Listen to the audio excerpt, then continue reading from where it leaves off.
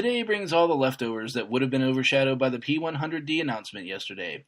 Here are your Tesla tidbits for August 24th, 2016.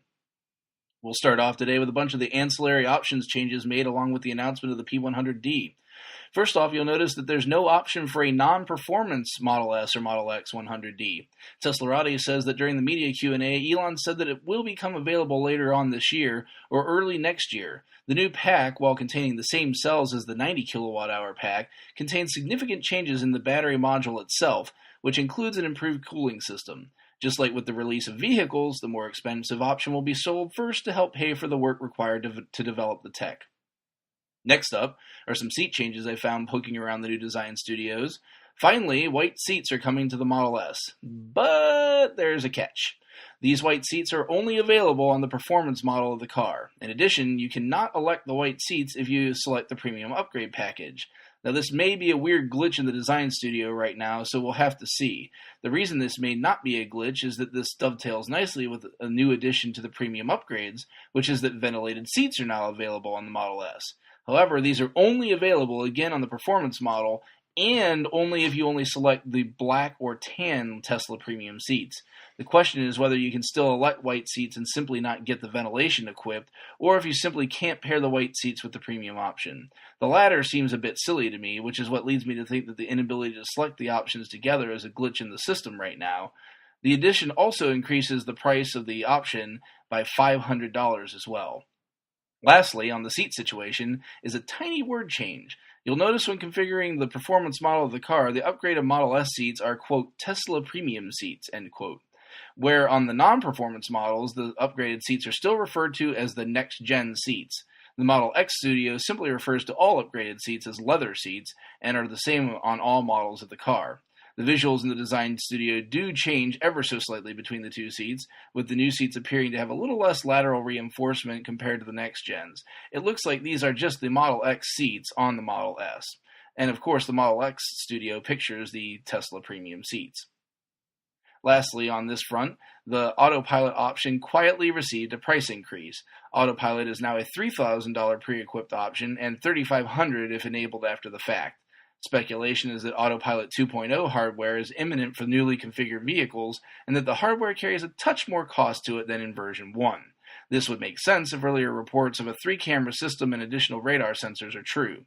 Electrek requested comment from Tesla on the price increase, and was told that the new hardware was not the cause of the price increase, rather that it better reflected the value of the product.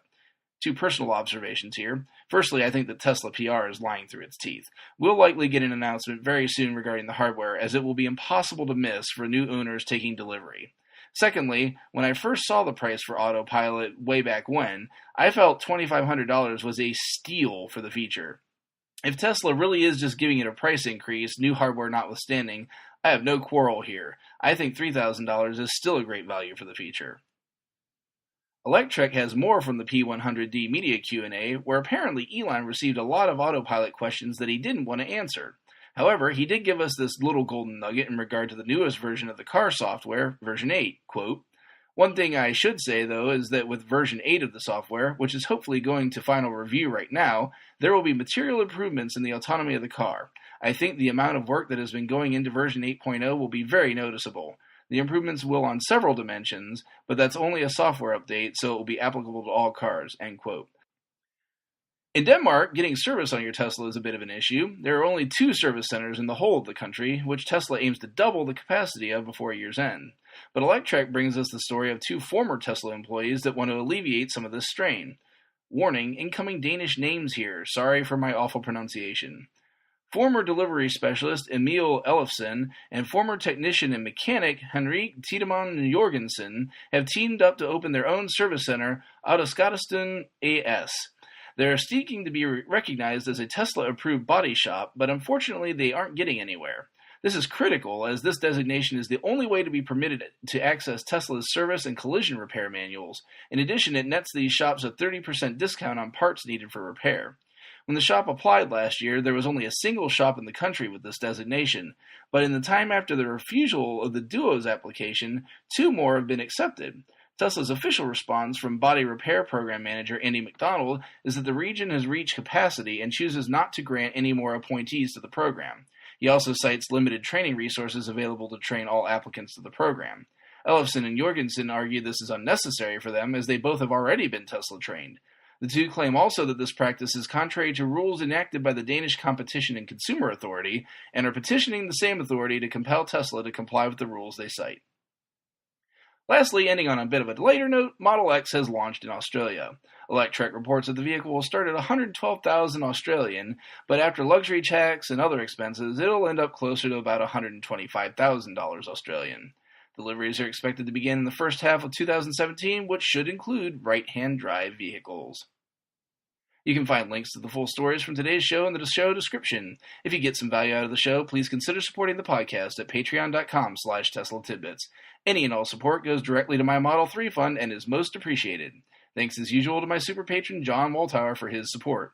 If you have no spare change, no problem. You can still show support for the show on the cheap through positive reviews, likes, and subscriptions on services such as YouTube, iTunes, and Google Play, by spreading word of the show to other Tesla lovers, and I've got a new way to support the show as well, if you so wish.